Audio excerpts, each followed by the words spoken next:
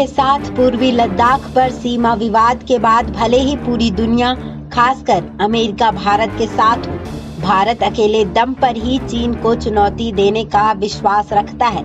Europe के एक think tank का दावा है कि अमेरिका ने भारत को पेचिंग के खिलाफ क्वाड का गठन करने का मौका भी दिया, लेकिन भारत ने दिखाया है कि वह खुद ही चीन के सामने किसी भी मुद्दे पर मजबूती से खड़ा हो सकता है।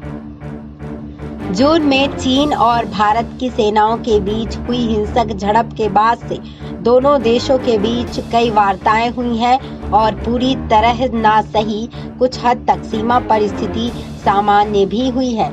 European foundation for south Asian studies यानी कि EFASAS ने कहा है, पैंगोंग त्सो पर सेना पीछे करने के शुरुआती चरण में चीनी फिंगर 4 से फिंगर 5 पर गए, लेकिन पहाड़ी के किनारे तैनाती जारी रखी। भारत इस बात पर जोर दे रहा है कि चीन फिंगर 5 से हटकर वापस फिंगर 8 पर जाए।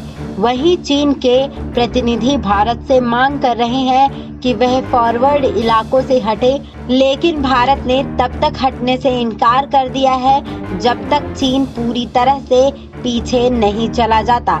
EFASAS का कहना है कि साल 2017 में डोकलाम की तरह यहाँ भी चीन की आक्रामकता के सामने भारतीय राजनीति और सैन्य नेतृत्व को दृढ़ रवैया और निश्चय ने चीन को हैरान कर दिया है।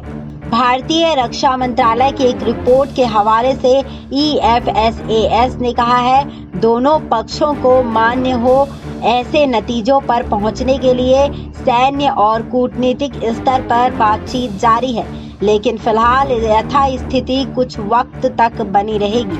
इसका मतलब है कि सर्दी आने पर और मुश्किल मौसम के बावजूद इतनी ऊंचाई पर दोनों देश अपने रुख पर कायम रहेंगे। भारत ने बड़ी मात्रा में ताकत जुटा ली है। जैसे हर साल भारत सियाचिन ग्लेशियर में अपनी पकड़ मजबूत करने के लिए अभ्यास करता है, उसकी तैयारी भी की जा रही है।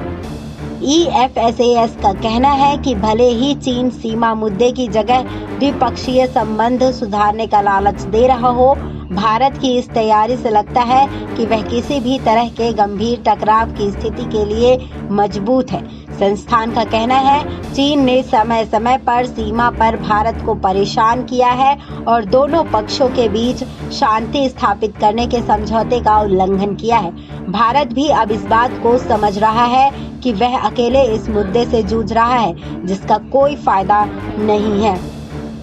भले ही चीन भारत से आसान रास्ता अपनाने को कह रहा हो, भारत का मानना है कि वह अब दृढ़ है और मजबूत है कि सीमा पर गंभीर टकराव के लिए खड़ा होकर चीन के अप्रत्याशित आक्रामक गतिविधियों का सामना कर सकता है।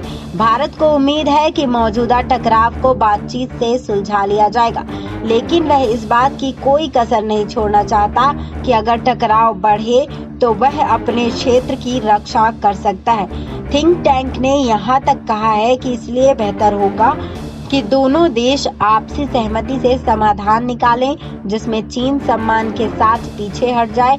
इसमें चीन और भारत दोनों के करीबी दोस्त रूस की बड़ी भूमिका भी बताई गई है। जानकारी सूत्रों एवं सूत्र स्रोत से प्राप्त हुई है। SPN9 न्यूज रूम से श्रुति की रिपोर्ट।